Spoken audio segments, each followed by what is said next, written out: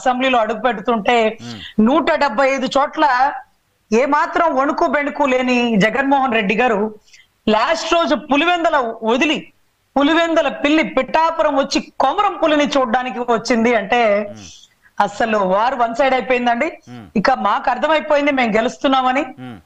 ఇంకా కూడా why not 175 అంటున్నారు. లేటెస్ట్ బ్రేకింగ్ ఏంటంటే గన్నవరం కౌంటింగ్ సెంటర్ నుంచి వంశీ గారు అలాగే గుడివాడ నుంచి నానిగారు కొడాలి నానిగారు వీళ్ళిద్దరు కూడా కౌంటింగ్ నుంచి వెనక్కి వెళ్ళిపోయారంటే వాళ్ళిద్దరు ఓటమి దాదాపు కన్ఫామ్ అయిపోయింది ఇలాంటి సమాచారం అవుతుంది. 13,000కు పైగా లీడ్లో వెనుగళ్ల రాము, ఇక్కడ ఈవెన్ వెంకట్రావు గారు కూడా గన్నవరంలో లీడ్లో ఉన్నట్లుగా సమాచారం అందుతుంది. సో ఆ 2 చోట్ల వాళ్ళిద్దరూ ఓటమి ఆల్మోస్ట్ కన్ఫర్మ్ అయిపోయింది అంటూ సమాచారం అందుతుంది. సో వై నాట్ 175 అని చెప్పిన వైఎస్ఆర్ కాంగ్రెస్ పార్టీని 2 వికెట్లు డౌనా.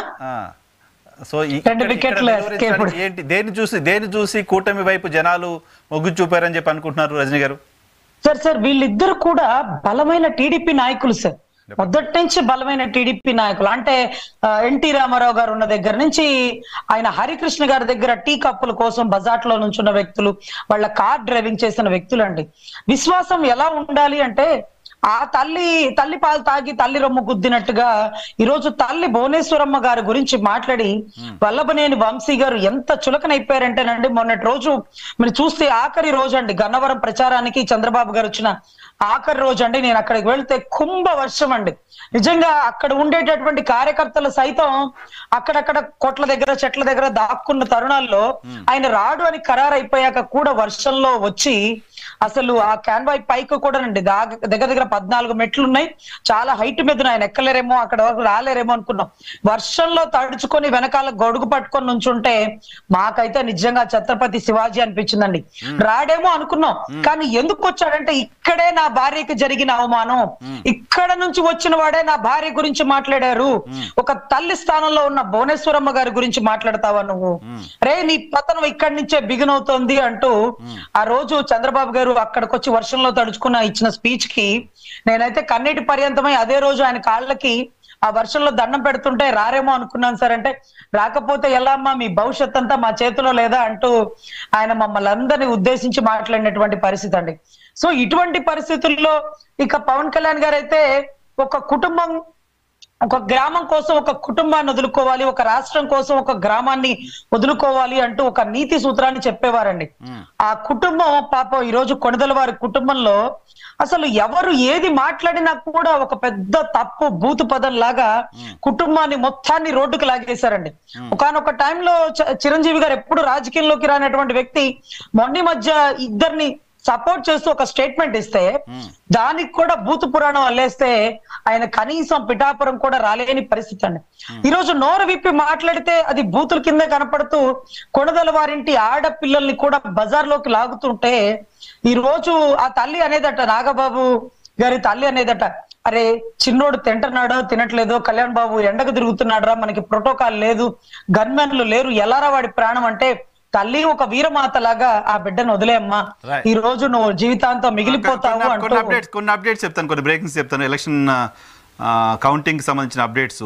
పశ్చిమ గోదావరి జిల్లాలో ఉండిలో రఘురామకృష్ణరాజు గారు లీడ్లో ఉన్నారు, నర్సాపురంలో బొమ్మిడి నాయకర్ గారు లీడ్లో ఉన్నారు జనసేన అభ్యర్థి, తణుకులో టీడీపీ అభ్యర్థి రాధాకృష్ణ గారు లీడ్లో ఉన్నారు, పాలకొల్లులో నిమ్మల రామానాయుడు గారు లీడ్లో ఉన్నారు, తాడేపల్లిగూడెంలో బొలిశెట్టి శ్రీనివాస్ గారు లీడ్లో ఉన్నారు, పిఠాపురంలో పవన్ కళ్యాణ్ గారు లీడ్లో ఉన్నారు, అరకు అమలాపురం పార్లమెంట్లో టీడీపీ అభ్యర్థి హరీష్ లీడ్లో ఉన్నారు, రాజోలు గతంలో తెలుగు జనసేన పార్టీకి సంబంధించిన సిట్టింగ్ స్థానం, అక్కడ వరప్రసాద్ జనసేన అభ్యర్థి లీడ్లో ఉన్నారు, పి గన్నవరంలో జనసేన అభ్యర్థి లీడ్లో ఉన్నారు, అలాగే పాలకొల్లు మెజారిటీ 8,000 దాటింది, అలాగే తాడిపత్రిలో 1,800 ఓట్ల ఆధిక్యతతో జేసీ అస్మిత్ రెడ్డి ఉన్నారు, అక్కడ చాలా వారు చూసాం ఎన్నికల రోజు, అలాగే కొవ్వూరులో టీడీపీ లీడ్లో ఉంది, నెల్లూరు రూరల్ నియోజకవర్గంలో కోటంరెడ్డి శ్రీధర్ రెడ్డి గారు లీడ్లో ఉన్నారు, నిడదవోల్లో జనసేన అభ్యర్థి లీడ్లో ఉన్నారు, రాజమండ్రి కౌంటింగ్ కేంద్రాల దగ్గర నుంచి బయటికి వెళ్ళిపోయారంటే మార్గాని భరత్ గారు, అలాగే రాజమహేంద్రవరం సిటీలో వైసీపీ అభ్యర్థి వెనకబడి ఉన్నారు, ఆయన కౌంటింగ్ సెంటర్ నుంచి బయటికి వెళ్ళిపోయినట్లుగా సమాచారం అందుతోంది, రాజానగరంలో జనసేన అభ్యర్థి లీడ్లో ఉన్నారు,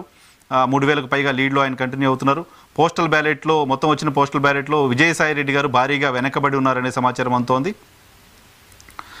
సో ఇవి ప్రస్తుతానికి లేటెస్ట్గా మనకు అందుతున్న లీడ్స్, లేటెస్ట్గా మనకు అందుతున్న సమాచారం. ఆంధ్రప్రదేశ్ ఎన్నికల కౌంటింగ్ సంబంధించి అనపర్తి మినహా ఉమ్మడి తూర్పుగోదావరి జిల్లాలోని మొత్తం 19 అసెంబ్లీ స్థానాలు ఉంటే తూర్పుగోదావరి జిల్లాలో ఒక్క అనపర్తిలో మాత్రమే వైఎస్ఆర్ కాంగ్రెస్ పార్టీ స్వల్ప లీడ్లో ఉంది. మిగతా 18 చోట్ల కూటమికి సంబంధించిన అభ్యర్థులు లీడ్లో ఉన్నారు. రంపచోడవరం వైఎస్ఆర్ కాంగ్రెస్ పార్టీకి బాగా కంచుకోట లాంటి నియోజకవర్గం. ఈవెన్ అక్కడ కూడా తెలుగుదేశం పార్టీకి సంబంధించిన అభ్యర్థులు లీడ్ కనపడుతున్నారు. సో ఇప్పటివరకు మనకు అందుతున్న సమాచారం ప్రకారం జనసేన పార్టీ అభ్యర్థులు పోటీ చేసిన 21 స్థానాల్లోనూ జనసేన పార్టీకి సంబంధించిన అభ్యర్థులు లీడ్లో ఉన్నట్టుగా సమాచారం అందుతోంది. మొత్తం పవన్ కళ్యాణ్ గారు స్ట్రైక్ రేట్ 100% స్ట్రైక్ రేట్ చూపిస్తున్నారు ప్రస్తుతం ట్రెండ్స్ని బట్టి చూస్తే. రజనీ గారు సార్, ఈ రోజు నిజంగా వైఎన్ఆర్ గారు ఆయన త్యాగం వృధాగా పోదండి. రాష్ట్రం మొత్తం గెలుపు కెరటాలు ఎగరవేస్తారు. అదే రకంగా గేమ్ చేంజర్ గా, మ్యాన్ ఆఫ్ ద మ్యాచ్ గా నిలవబోతారు ఈ రోజు 100% పవన్ కళ్యాణ్ గారు. అదే రకంగా బీజేపీ సారథ్యం, టీడీపీ ఈ రోజు బలమైన నేతృత్వం, ఇవన్నిటికంటే మించి ప్రజలు ప్రభుత్వ వ్యతిరేకత ఫిక్స్ అయిపోయారండి. ముఖ్యంగా స్కూల్ టీచర్లు సిబిఎస్ విధానాన్ని కానీ, తాడేపల్లి ప్యాలెస్ ముట్టడప్పుడు వారి మీద వేసినటువంటి అక్రమ కేసులు కానీ, ఎస్సీ ఎస్టీ కేసులు కానీ, రేప్ కేసులు కూడా 60 ఏళ్ల స్కూల్ ప్రిన్సిపల్ మీద వేసినటువంటి తరుణాలు మేము చూసామండి. అదే రకంగా 70% మీరు గమనిస్తే ఏదైతే పోలీస్ డిపార్ట్మెంట్ అండి, వాళ్ళకి టీఏడిఎల్ ఆపేశారట, సరెండర్ లీవ్స్ ఆపేశారట. వాళ్ళని ఎక్కడికంటే అక్కడికి అంతకుముందు ఏ డ్యూటీ వేయాలన్నా 1 డే ముందు చెప్పేవాళ్ళటండి. ఇప్పుడు గంట ముందు కూడా చెప్పట్లేదట.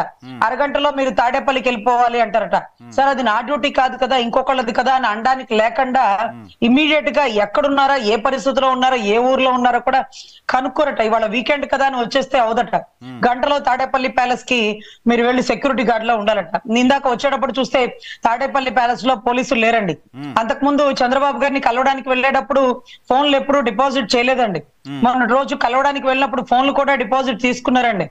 అంటే ఇక్కడ మార్పు బిగినైపోయిందండి. ఆయన సీఎం గా అవుతున్నారన్న విషయం ఆయనకు అర్థమైపోయింది.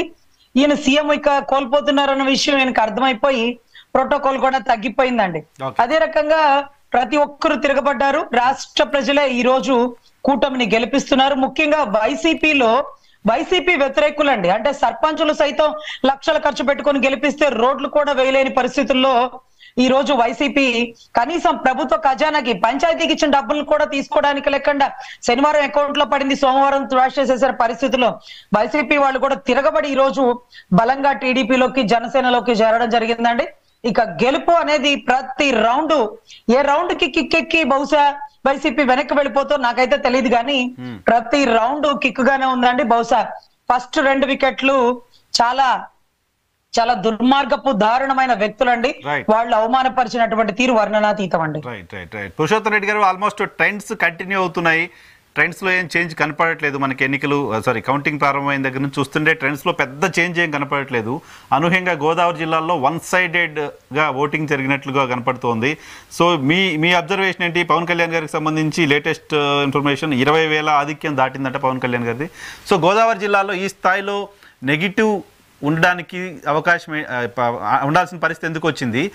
వైఎస్ఆర్ కాంగ్రెస్ పార్టీకి హార్డ్ కోర్ స్ట్రాంగ్ కాన్స్టెన్సీస్గా ఉన్న కాన్స్టెన్సీస్ కూడా వెనకబడి ఉన్నారు. ఉదాహరణకు రంపచోడవరం, అరకు లాంటి ప్రాంతాల్లో కూడా వెనకబడి ఉంది. కర్నూలు జిల్లాలో దారుణంగా వెనకబడి ఉంది. కడప జిల్లాలో మనకంతున్న సమాచారం ప్రకారం 5 నియోజకవర్గాల్లో తెలుగుదేశం పార్టీకి సంబంధించిన అభ్యర్థులు లీడ్లో ఉన్నారు ఇప్పుడు. ఎన్ఆర్ గారు, ఇక్కడ ప్రాబ్లం ఏంటంటే రాజకీయాలు ఎలా ఉంటాయంటే గెలిచిన వాళ్ళు అన్ని సానుకూల అంశాలు, ఓడిపోయిన వాళ్ళు అన్ని ప్రతికూల అంశాలే కనపడతాయి. అది రాజకీయాల్లో సహజం. పాయింట్ ఏంటంటే ఇంకా ఫలితాలు పూర్తిగా వస్తాయి. ఈ ట్రెండ్ చూస్తా ఉంటే ఒక పెద్ద మెజారిటీతో కూటమి అధికారంలోకి వస్తుందన్న అభిప్రాయం అయితే రావచ్చు. అది ఎన్ని సంఖ్య అనేది ఇంకొంచెం పోయిందో తెలియచ్చు. కాబట్టి అధికారంకి వస్తుందని అంచనాతో మనం రావచ్చు. ప్రాథమికంగా బేసిక్ గా రాష్ట్రంలో ఎన్నికలు జగన్మోహన్ రెడ్డి గారి పరిపాలన కొనసాగాలన్నా వద్దా అనే ఒక్క అజెండాతోనే పనిచేసేట్టుగా మనకు అనిపిస్తుంది. జగన్మోహన్ రెడ్డి గారి పరిపాలన వద్దనుకున్న వాళ్ళ సంఖ్య పెరిగింది కాబట్టి ప్రతికూల ఫలితాలు వచ్చినాయి.